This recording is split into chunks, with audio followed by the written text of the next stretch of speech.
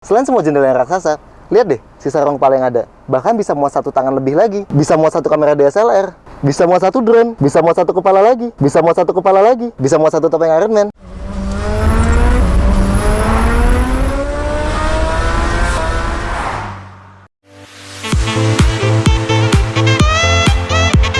Nissan Serena.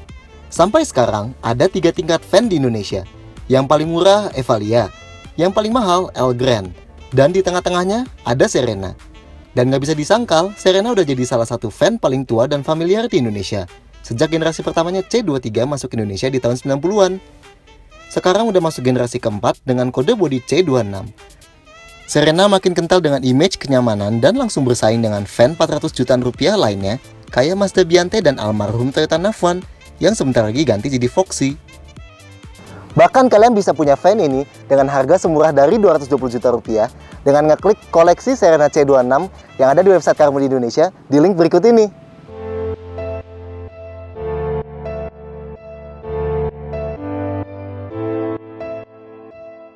Nah, ini adalah versi facelift dari Serena yang waktu itu diluncurin di tahun 2015. Dan ini adalah varian flagshipnya, Outtech. Jadi nggak heran kalau kalian bakal ngeliat kayak bumper bawahnya yang lebih agresif ini. Dan DRL yang bisa dimati nyalain pakai tombol yang ada di dalam. Tapi sayangnya DRL ini nggak terlalu kelihatan kalau di siang hari. Jujur sampai sekarang Serena ini masih kita bilang ganteng. Dan bahkan masih cocok kalau kita bilang masih segar dan masih baru tampilannya.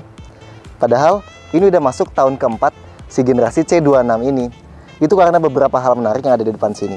Kayak misalnya lampu depan LED yang besar banget ini dan punya guidance light dengan case warna biru. Nah, terus juga Serena ini jadi salah satu tampang depan yang punya banyak chrome di depannya. Tapi tetap menarik kita lihat nih karena dia punya banyak insert silver di bawahnya. Tapi perlu kalian tahu, Serena generasi selanjutnya alias C27 udah keluar di Jepang. Nah, menurut kalian Serena yang ini udah perlu ganti tampang nggak di Indonesia? Kalau ke sampingnya, kalian bakal langsung sadar soal gimana tingginya si Serena ini. Wajar karena jenis dia adalah van dan dia jadi salah satu mobil yang tingginya lebih besar dibanding lebarnya. Nah, udah jadi ciri khas Serena semenjak C25 dulu, itu adalah kacanya yang ukurannya raksasa banget. Kalian lihat deh, bahkan ukuran kaca ini hampir sama kayak ukuran pintu bagian atasnya. Tapi detail yang kita suka adalah bagaimana si bagian bawah kedua pintu mobil ini itu nutupin sininya. Jadi kalaupun mobil habis kotor-kotoran, kita nggak perlu takut celana kita atau kaki itu kotor kena bagian bawahnya.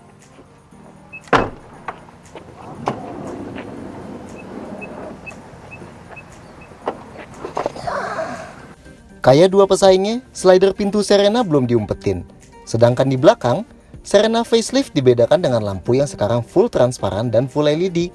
Keren ya, ala-ala mobil hybrid kelihatannya. Tapi warna biru gini ngingetin kita dengan apa ya?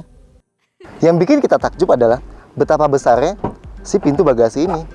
Dan karena pintunya super gede, jadinya lantai bagasinya itu rendah banget. Efeknya kalau lantainya rendah, kita jadi gampang buat masukin barang yang berat karena kita nggak perlu ngangkat tinggi-tinggi. Nah, kalau semua jok lagi dibuka, itu tetap ada ruang yang luas di bagasinya. Kita bisa masukin satu koper besar ke belakang sini. Tapi kalau sandaran jok paling belakang lagi kalian turunin, koper ini harus ditidurin supaya bagian atasnya nggak mentok sama pintunya.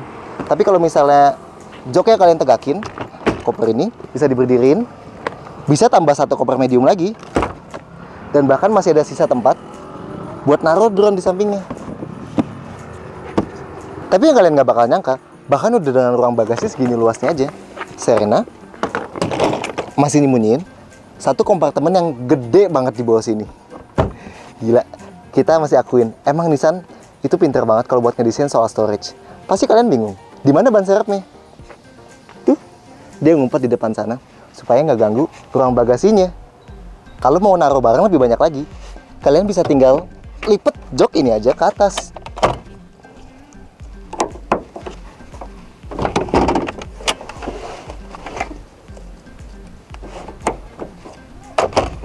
Terus, karena lantainya rata dari belakang sampai depan, jadi barangnya bisa tinggal kita slide aja ke depan. Dan kalian mesti ingat, mobil ini lantainya rendah, tapi atapnya tinggi. Jadi kita bisa dengan mudah numpuk-numpuk barang, jadi bisa semakin banyak naruh barangnya. Nah, Tapi kalau kalian mau masukin barang yang besar banget dan panjang banget, di sini agak susah. Karena jok baris keduanya itu nggak bisa dilipat lagi. Cuma bisa dimajuin aja sampai ke depan. Jadi cuma nambah space aja, tapi nggak bisa bikin full rata banget sampai ke depan. Meski tinggi, kita suka karena tampilan Serena masih proporsional dan bahkan masih terlihat modern sampai sekarang. Beberapa yang perlu diketahui, lampu depan udah otomatis dan bersumber LED proyektor dengan tambahan lampu kecil signature yang juga LED. Sedangkan lampu dim atau high beam-nya adalah halogen.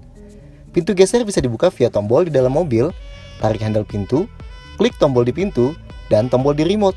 Sedangkan varian X yang elektrik hanya pintu kiri.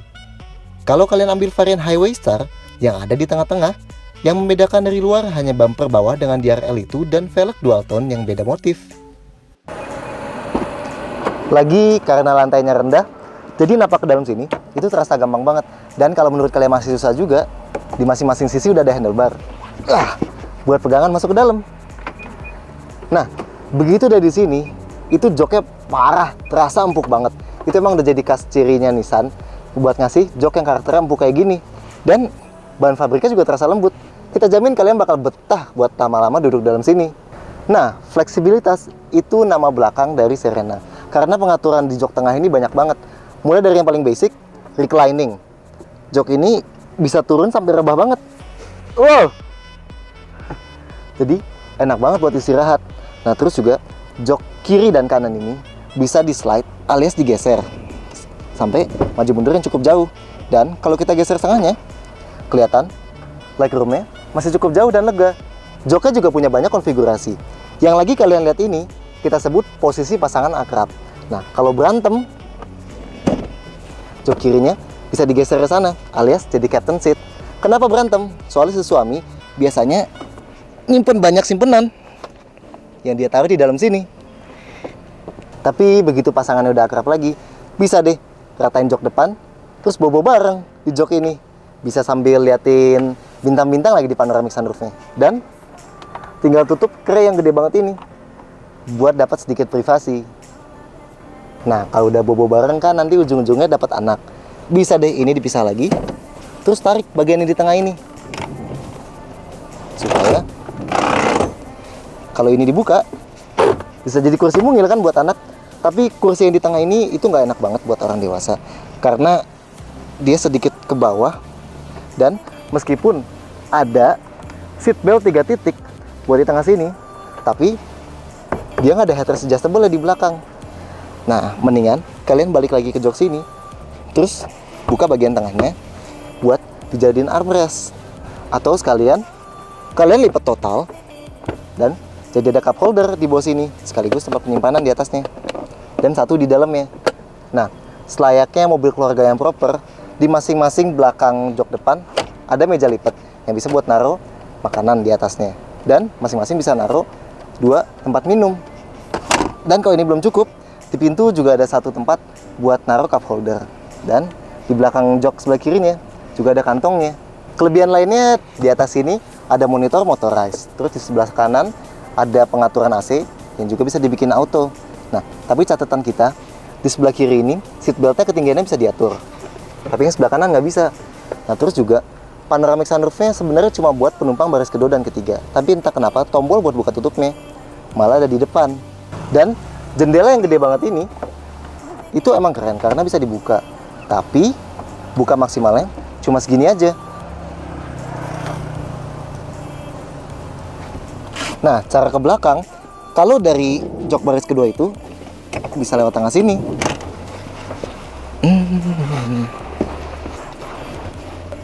Nah, cara lainnya itu bisa tarik tuas jok di sini, terus dorong sampai ke depan. Terus karena mobil ini pakai lantai rata, jadi enaknya jok di paling belakang sini pun bisa dimasukin sama orang dewasa yang full size. Dan nyamannya itu masih sama kayak di jok yang tengah.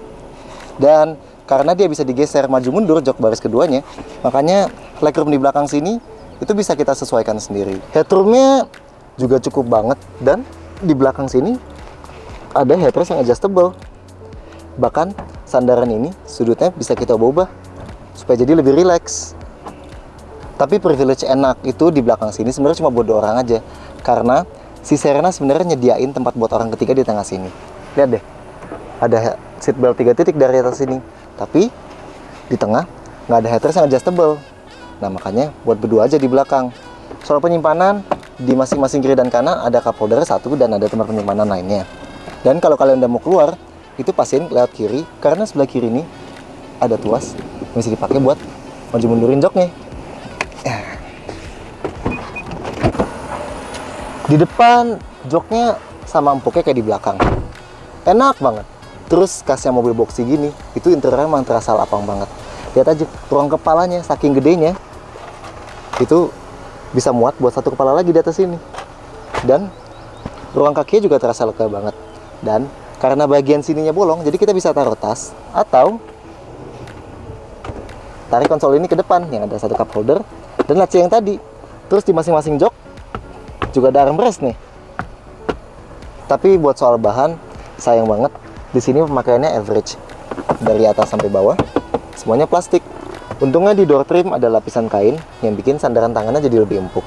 Sama di setir sini lingkarnya dilapis kulit. Yang ngomong-ngomong, ini bisa diatur tilt dan teleskopik juga.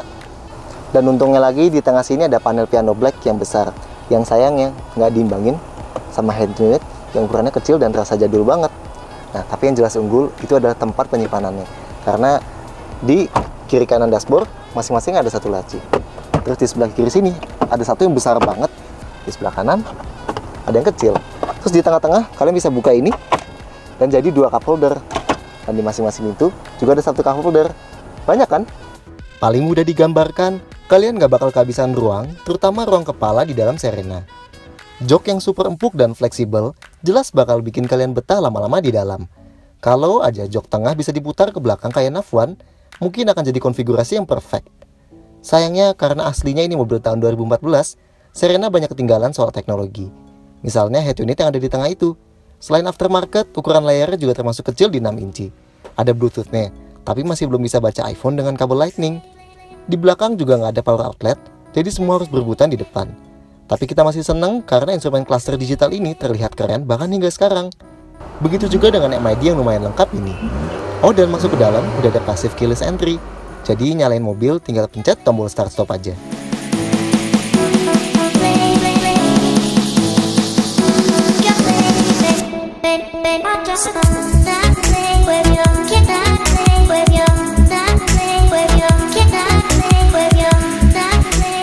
Sama kayak saingannya Biate dan Nav1, Serena pakai mesin 2000 cc.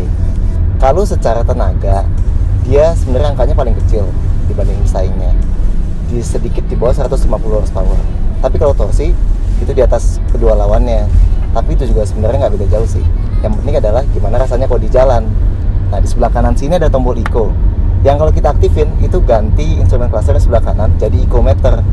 Initial responnya itu, kalau itu eco-nya diaktifin, emang jadi sedikit lemot di awal. Tapi kalau dipikir-pikir lagi, ini emang mobil keluarga yang tujuannya membuat penumpangnya ngerasa nyaman. Jadi mode eco yang ngebuat karakter jadi smooth kayak gini, itu rasanya emang tepat. Nah, lagian kalau kita matiin, efeknya akselerasinya jadi agak sedikit entak. Emang sih masih sedikit berasa berat di awal. Tapi kalau buat macet-macetan, itu jadi agak bikin mual. Sayangnya CVT yang dipakai di Serena ini itu termasuk jenis konvensional, alias dia nggak berusaha niruin karakternya torque converter, yang berarti nggak ada rasa upshift atau downshift. Jadi efeknya kalau pas kita injek gas di awal, itu emang terasa berat dan sedikit suaranya muncul lebih dahulu, baru transmisinya catch up.